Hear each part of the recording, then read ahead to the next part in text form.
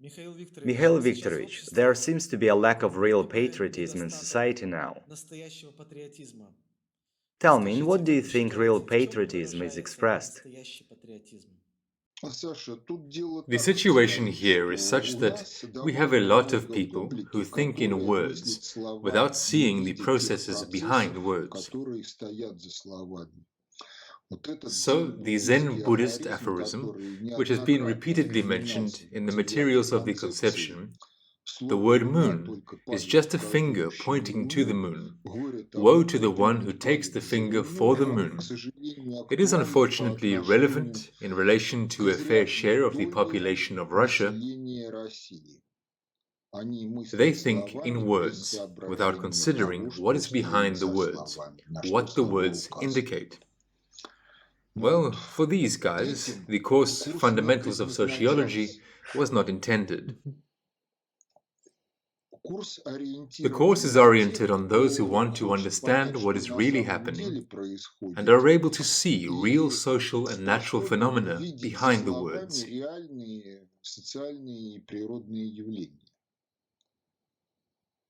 So, if something is not mentioned in the course,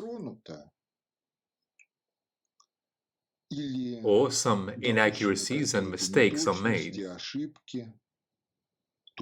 then for such a person, this is not a problem.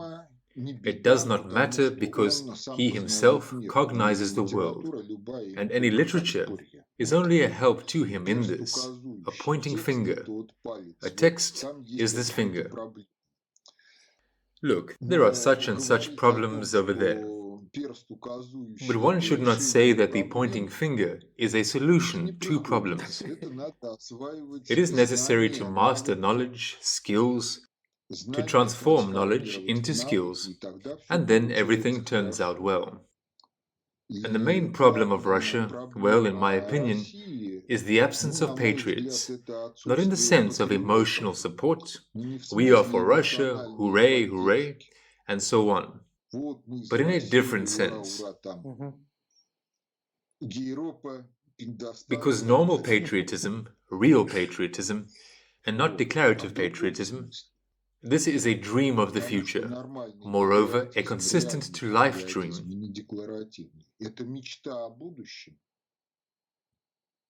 That is, one that is coordinated with the objective laws to which the lives of people, the life of mankind, are subordinated. Therefore, the dream is not such an ephemeral one, but it is scientifically substantiated. That is, there is scientific methodological support that enables the incarnation of this dream into life. This scientific methodological support must be mastered. And plus, there must also be a willingness to lay down one's life and, in some cases, the lives of other people, sometimes those closest to one, for the realization of this dream. The last aspect, the willingness to lay down the lives of other people for the realization of the dream, many do not understand. And it would be useful to read Simonov's poem, The Son of the Artilleryman, on this theme.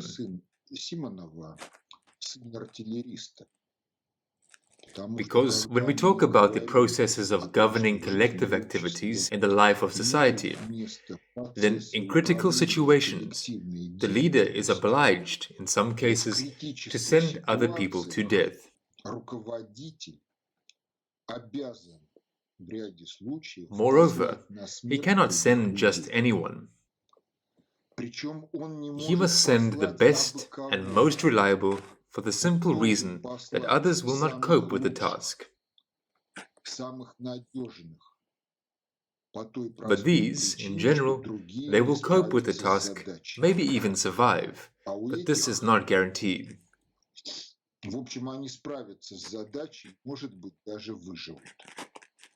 And this is again the difference between our mentality and the American one. They have do or die, we have die but do it. That is, death is not considered a good reason for disrupting some cause. And unfortunately, over the past few decades, here they have grown a lot of patriots in words. And a fair share of these patriots, they are ready to save their homeland with feasts and banquets, in chatter, under the protection of special forces. Beer patriotism, so-called. Yes, you can call it beer patriotism, not even kvass patriotism. But in real life, they are not functionally capable. And again, if we return to our history, then there was the Second Congress of the RSDLP, the Russian Social Democratic Labour Party. In essence, the founding Congress, because the first Congress of the RSDLP, which was held in Minsk, well, if we talk about gathering, it gathered, some decisions were made, but after that almost all of its participants were arrested, and it subsequently exerted no impact on the consequences. And as for the Second Congress, it actually generated the Russian Social Democratic Party, which in 1917 came to power and organized what was called the Soviet Union, and became the number 2 superpower.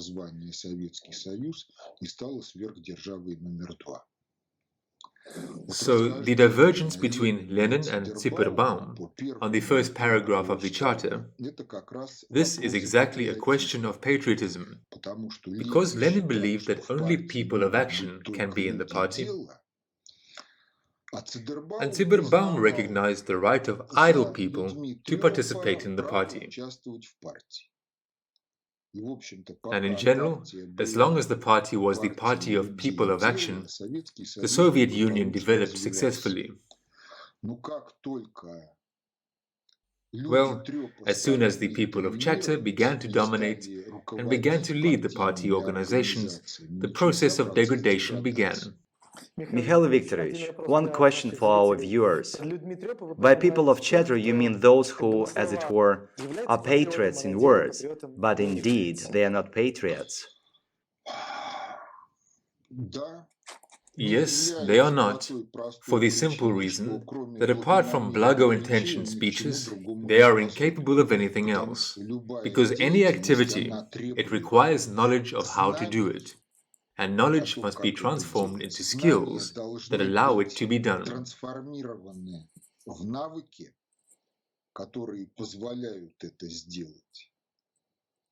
Well, and of course, when it comes to defending the fatherland and defending the future, then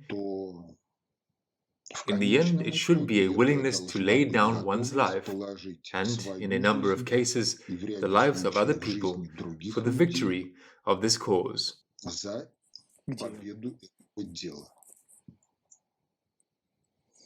Mikhail Viktorovich, I also have one question which arose after your big statement on the theme of patriotism.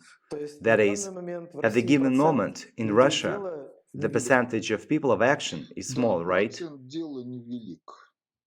Yes, the percentage of people of action is small. If we talk about precisely such patriotism, the dream of the future, the scientific methodological support for the realization of this dream, and the willingness to lay down their lives in order to make this dream a reality. If one of these things is missing, then there is no patriot. That is, if even one factor is missing, then this is already not a patriot. If even some one factor is missing, then there is no patriot. A question. Mikhail Viktorovich, how did this happen? Why has society stopped producing, or shall we say, given birth to people of action? It has not stopped giving birth to them. It has stopped upbringing them. And it stopped bringing them up somewhere from the mid-50s after the 20th Congress, because after the 20th Congress, there began a discord between word and deed in the internal life of the USSR. Because if we talk about what happened in Stalin's times, yes, in Stalin's times, not everything was done correctly, but nonetheless the social system developed. And it developed in general, ensuring the consolidation of the creative forces of society. Because if we look at the materials of the congresses and plenums of that time, we will see that the problems were analyzed from the standpoint of whichever science they had in the face of Marxism.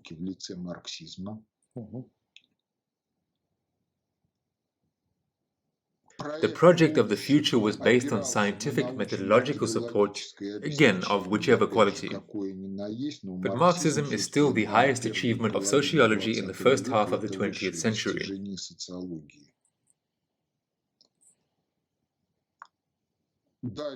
Further, work was carried out according to the principle cadres decide everything. There was a cadre policy, and in general, in those days, screwing up the cause was a reliable way to lose career prospects even if you did not fall victim to Article 58 of the Criminal Code and analogous articles of the Union Republics.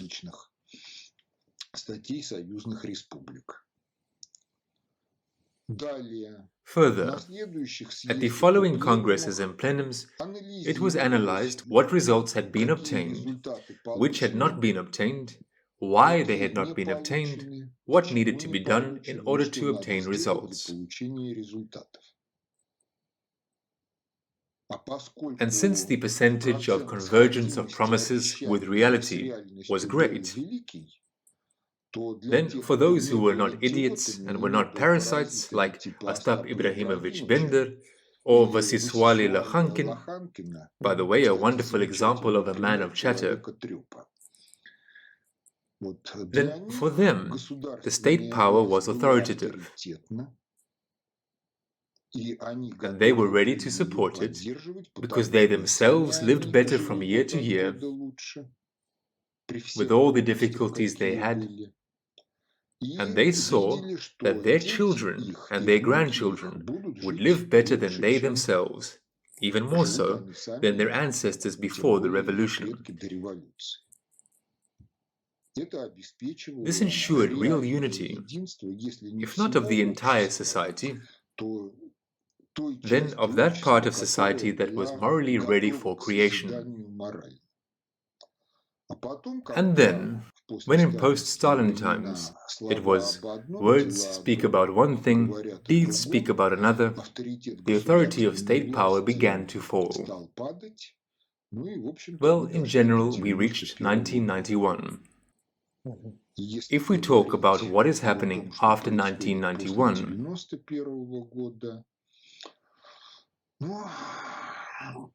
well, we heard a lot of promises and continue to hear them. But these promises have no scientific methodological support, either in the officialdom of science or in the officialdom of politics. Therefore, a fair share of these promises will remain unfulfilled promises.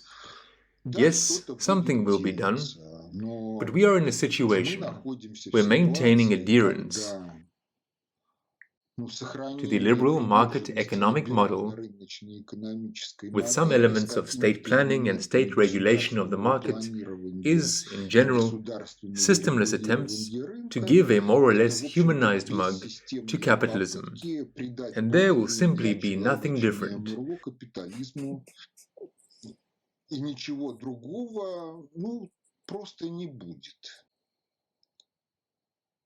Because, in order for there to be something different, it is necessary to upbring people differently, give them a contently different education, ensure the unity, if not of the entire society, then at least of those social groups that are ready to realize their creative potential for the blago of Russia and of mankind.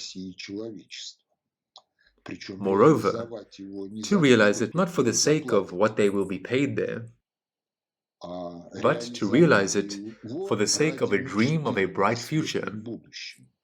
And if the system works for the realization of a dream, then it will pay anyway. But again, pay how? Because there are generally two variants: reasonable sufficiency and luxury. Luxury is a variety of parasitism. Reasonable sufficiency is an investment in creation, and in creation which will be created by future generations. But this is incompatible with the liberal market economic model, in which scientific technological progress leads to the emergence of an economically surplus population. An economically surplus population, it is not in demand as laborers, and by virtue of the fact that they are not paid dough, it is not a consumer, and it is worthless, and it is subject, in a liberal market economy, to destruction. The question is how? In the era of the first industrial revolutions, the British simply hung them for vagrancy. Well, times have changed now, so please, LGBT, please, legalization of drugs, and that does a good job of wiping out the economically surplus population. Scientific technological progress leads to the fact that in the future, approximately 5% of the population will be able to provide, the well-being of all 100%. The growth of energy supply capacity, the growth of labor productivity, the improvement of logistics, the improvement of products, they, in the prospects, lead to this. That is, it will not be possible to ensure universal employment precisely because the capacity of markets is limited. And the question arises, what then should people do? And how many should there be? In the liberal market economic model, there are no answers to these questions, except that everything that cannot pay for itself has no right to exist. And accordingly, 90% of the population in the liberal market economic model in the future are subject to destruction in one way or the other. Well, one way is through governed pandemics. COVID-19 is a training session on this theme. Is there some kind of ideological platform in the West, which is some kind of engine of the country, or some kind of ideological center around which all movements revolve?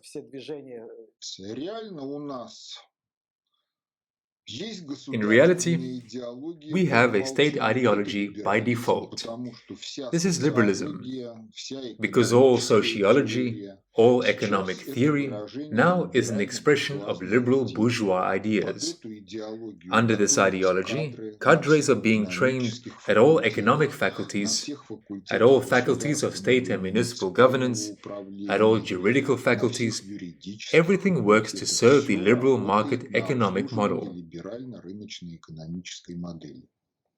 It is presented as a certain blago, as the most advanced alternativeless phenomenon in the life of society. And the fact that this is simply a tool for the implementation of globalization according to a specific project. About this, basically no one is talking. When someone tries to talk about it, he is immediately accused of being a conspiracy theorist, and the lot of conspiracy theorists, as is known, is to the psychiatrist.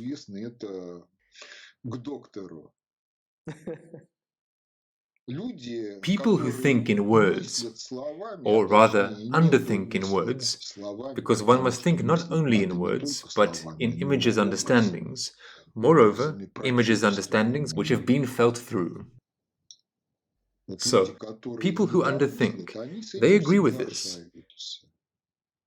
Not seeing, not perceiving life as such, they generally do not see cause-effect relationships and do not see, well, ideological screens that hide the really flowing in society processes. And in words you can explain whatever you like and you can prove whatever you like. You didn't answer the question. Does such an ideological platform exist in America, for example? There is. This is the very same liberalism. But the Americans do not understand this. And the states are not sovereign either, because the Federal Reserve System is a tool of macroeconomic governance and it does not belong to them. The states are doing what is put on them to do.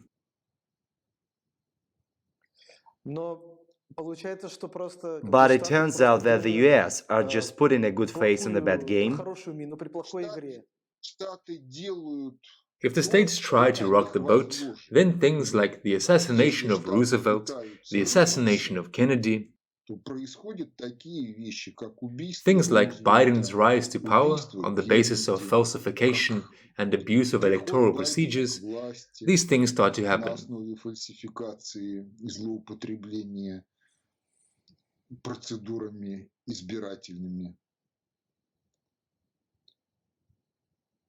Interesting. Biden does not understand the internal politics of the United States, does not understand the external politics of the states, does not understand global politics as such, and this applies to the Europeans as well. Such ideological platforms, ideological bases, are they generated by people? Are they generated by some layer of society or a group of intellectual people? That is it a self-manifesting structure or is it... Yes, it is the initiative of people always and everywhere. It cannot be lowered from above, as I understand it. Well, the order can be lowered from above. But in order for the order to be fulfilled, it is necessary to find people who are able to fulfill it.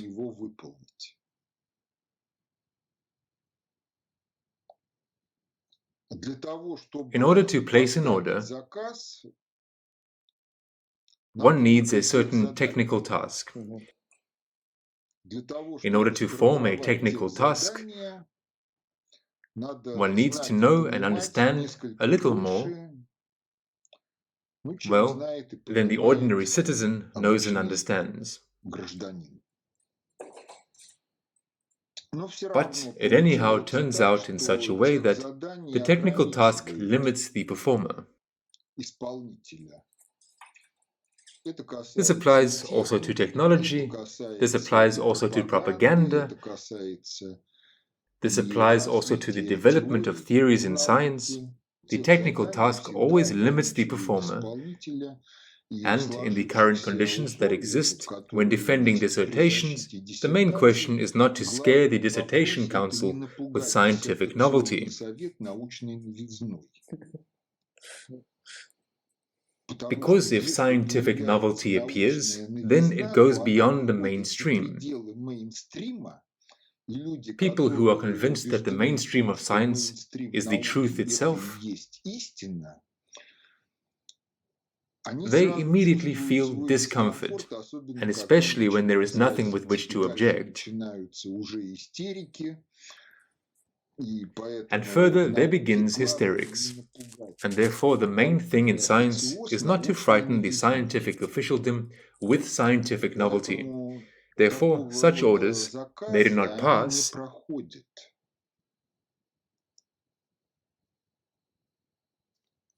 either in the open or in the closed scientific community. Mikhail Viktorovich, what do you think?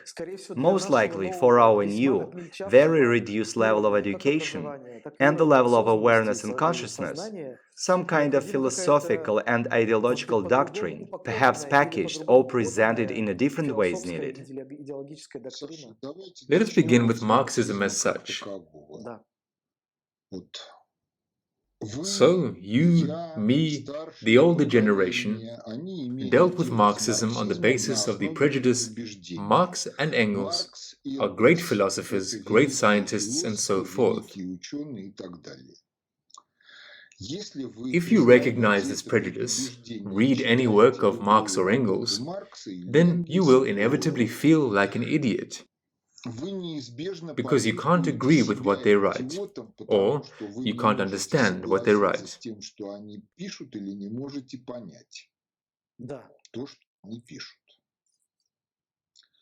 If you are reading the same, without being a slave to the prejudice that Marx and Engels are outstanding scientists, then you read it simply as text. If you know that you are not an idiot, then you will inevitably see a multitude of absurdities in Marxism.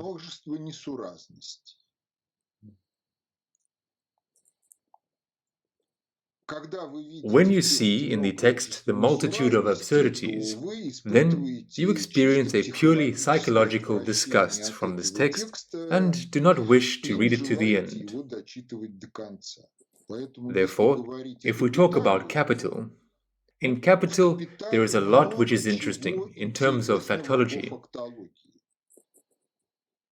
But if we talk about political economy, which is described there in words, then this political economy cannot be carried over to mathematical models of the balance method in all its manifestations and in all its purposes. Because the schemes of product exchange that are presented there by Marx, well, they cannot be carried over to the scheme of real product exchange. As soon as you see it, you understand that the political economy of Marxism is nonsense. If you understand what metrological consistency is, then questions arise. What is necessary time? What is surplus time? What is transfer of value from the means of production to products? Since there can be no metrologically consistent answers to these questions, it is also clear that Marxism is nonsense. Further, anyway, Lenin wrote the work, The Three Sources and Three Components of Marxism. So, the doctrine of socialism, this is the bright dream with which they lured. The political economy of Marxism is an ideological screen, the task of which is to hide know-how on the theme of how to govern someone else's economy. That is, Marxism does not imply state sovereignty and economic sovereignty. Governance towards the economy is the work of some internal mafia, which possesses certain know-how and acts on the basis of this know-how, covers up with Marxist chatter on the theme of surplus value, surplus product, first department, second department, the exchange of capital between them, and other delirium, claptrap, that has no place in real life, including economic life, either in general, or that which is said is accompanied by certain additions that are not mentioned.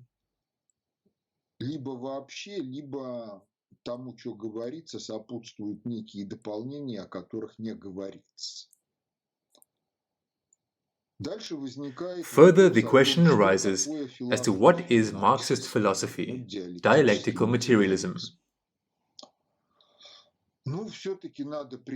But still, it must be recognized that Marxism is the first public philosophy which is of a methodological character, because all philosophies, they belong to one of two classes. The first class is dogmatic philosophies. The second class is methodological philosophies. If we find ourselves under the rule of a dogmatic philosophy, then the matter looks like this. We have a question, We go to the guru. The guru says, there's the library, the classics and faithful students and successors. Read, look for the answer. If you have doubts about whether the classics are right, then you are a heretic. Comrade Inquisitor over there, please take care of the client. Then there are variants depending on how powerful the totalitarian sect is. Because if it's very powerful, then we will publicly burn alive in the square so that others would be discouraged. If it is not so powerful, then we will simply expel from the system, arrange an obstruction, and so on and so forth. If some problems arise, and there are no answers to questions in the dogmas,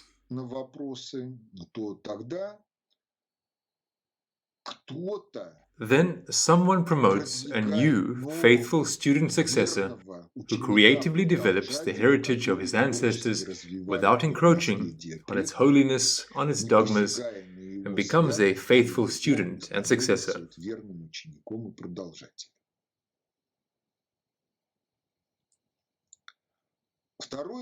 The second class of philosophies are methodological philosophies.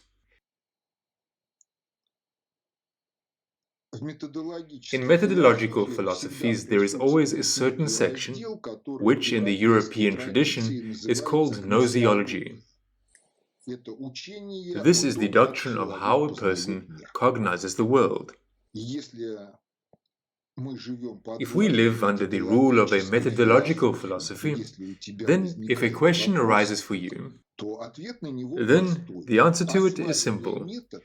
Master the method of cognition, and further forward, look for an answer to your question. That's it. So Marxism in this regard is dual. On the one hand, Marx, Engels, and other successors, each country has its own, they wrote a lot of things. And for Marxists, there is a certain canon, which includes the fundamental provisions of the work of the classics and the work of faithful disciples' successors. But along with this, in Marxism, it is about the methodology of cognition. Yes, there the methodology of cognition is distorted, because Hegel's logic was elevated to the rank of dialectics.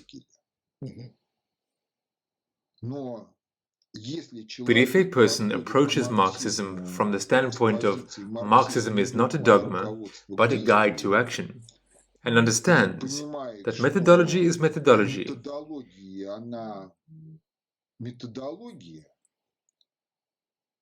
and it needs to be mastered, improved, and developed, then all the mistakes of Marxism, they are for him of no significance, because it's a kind of initial approximation to the truth. And further, by the method of successive approximations, we can reduce the error of description to an acceptable for practice level, which allows us to solve tasks. And in the Soviet Union, different people had different attitudes towards Marxism. Three main streams can be singled out. Marxism is the most advanced, most canon dogma, regardless of the declaration that Marxism is not a dogma, but a guide to action. Nevertheless, it was perceived as a dogma, including also the assertion that Marxism is not a dogma, but a guide to action. Other people who sensed something that was there, they believed that Marxism is a variety of law of God, in an ironic understanding. Since the law of God was taught in all gymnasiums and real schools of the Russian Empire, and there was such an attitude towards it that, well, there is all sorts of nonsense there.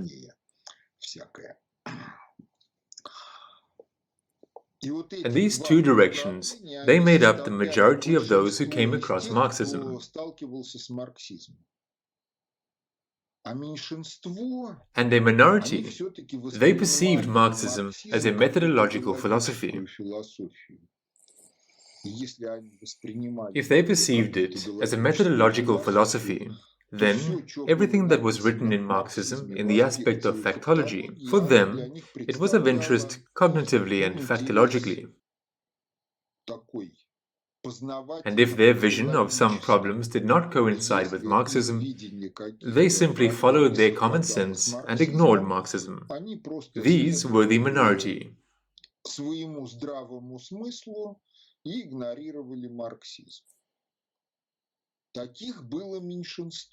Stalin belonged to this minority. But there is one more tricky feature here, because you see, here again, the word moon is just a finger pointing to the moon. And if the moon exists, then you can point at it with your finger.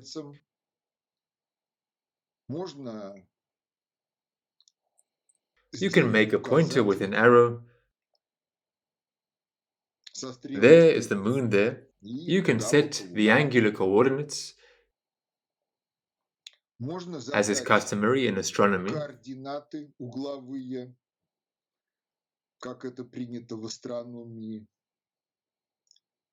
But these are all different ways of pointing to one and the same thing. And Stalin is perceived as the successor of Marx's work, because he could state in the terminology of Marxism much of what contradicted Marxism.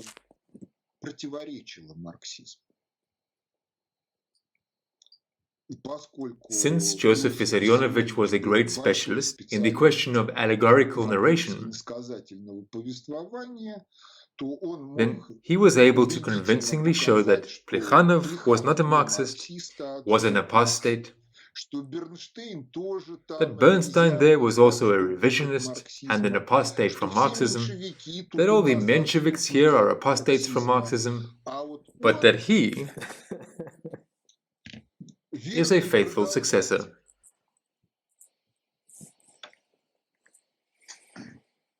But this again is a tribute to the era, because in that era, Marxism was the language of communism. And anyone who would say directly and openly that, guys, Marxism is nonsense, a trap, well, he would have been trampled on and not understood. Therefore, Stalin said that, here, Marx wrote, but this one here does not understand the full depth of Marx's thoughts. And there, in fact, this, and that, and this is confirmed by that, this, and that. Are there any objections?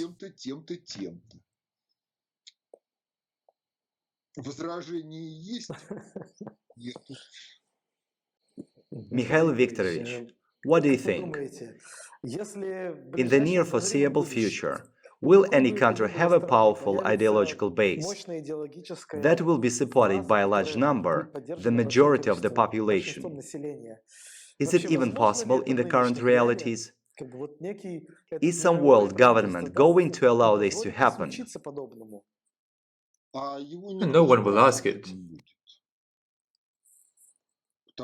Because, after all, if people feel life, if people think, they develop, they change culture, new generations grow up in a changed culture, and they differ from previous generations, not only in terms of informedness in the aspect of factology, but they differ from previous generations also in the organization of their psyche as an informational algorithmic system. This is one side of the question.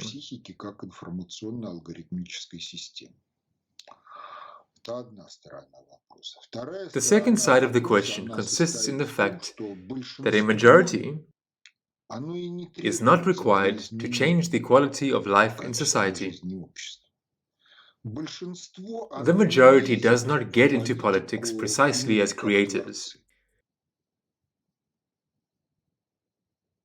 In relation to the majority, well, in general, the main question is those subcultures in society that carry the model of the future, their decisiveness and functional capability.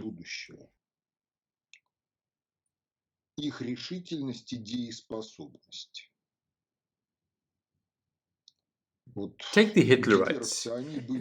They were more decisive and more functionally capable than the communists in Germany. Therefore, the Third Reich turned out to be.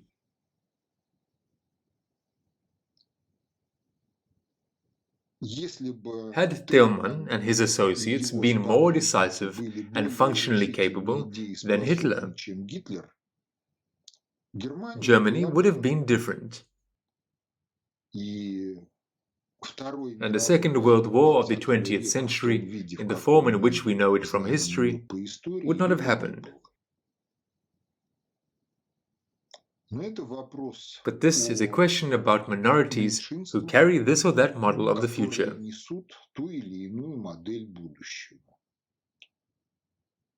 This is a question about their decisiveness, functional capability, the question of the scientific methodological support of their activities on which they rely. This is a question about intuition and a sense of measure. That is, they realize those possibilities that can be realized, or they do not realize them. Lenin's statement, "Today is too early, tomorrow is too late," is just about this, about a sense of measure, that the window of opportunity is open somewhere between today and tomorrow, and it must be realized.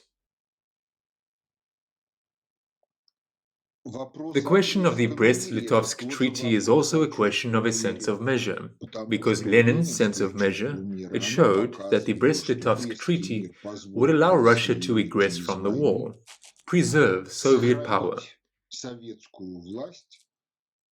Then Germany would collapse, and the Brest-Litovsk Treaty could be spit on. The fact that in this case the project of the world revolution, the beginning of which was supposed to be laid by a revolution in Germany, would perish. Well, in general, the Bolsheviks sensed something, that there was something wrong in this project. Therefore, don't give a fig about it. We will build normal socialism in one single country. These are questions about the sense of measure. The question of decisiveness. Well, it is no secret to anyone that in 1991, many understood that Gorbachev was leading things to the destruction of the country. But the State Committee on the State of Emergency was indecisive. Alpha did not follow orders.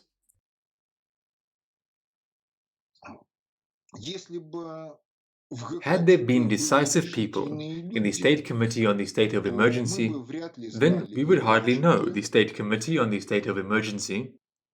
They would have implemented some other scenario. But as a result of the scenario, Gorbachev, Yakovlev, Yeltsin, and many others would have gone into political non-being and perhaps physical non-being. But the Soviet Union would have continued to exist and develop just like China. They crushed the opposition with tanks in Tiananmen Square.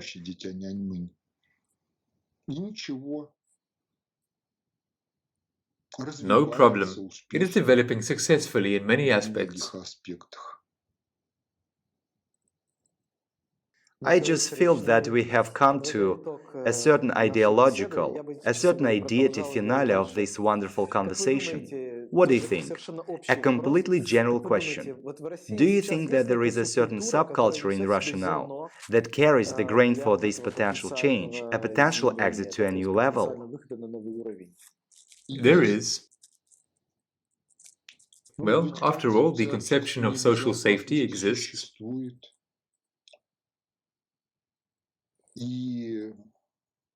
And generally, not only people of idle talk are associated with it.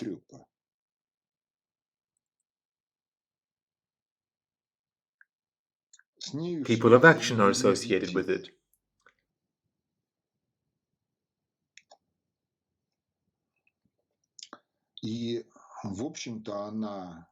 And in general, it is no longer an intra-Russian subculture.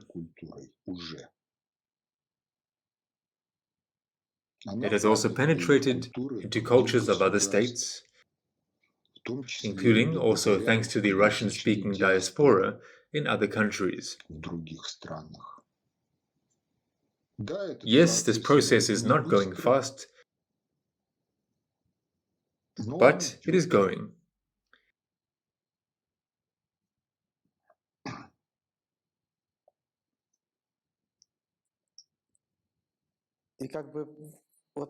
And with this certain subculture, I don't really like the word subculture, because again, this is some kind of framework, namely people who are united by this idea.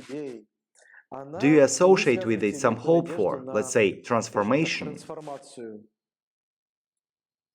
Yes. Moreover, this hope is not unrealizable for the simple reason that there is scientific methodological support behind it.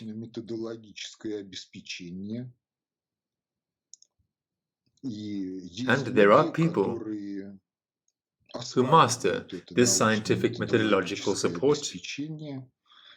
And although the circulation and download statistics of the materials of the conception leave much to be desired, and they are not comparable with the number of subscribers and likes for various kinds of people of chatter, of various kinds in the sense that they chatter, referring to different ideological systems.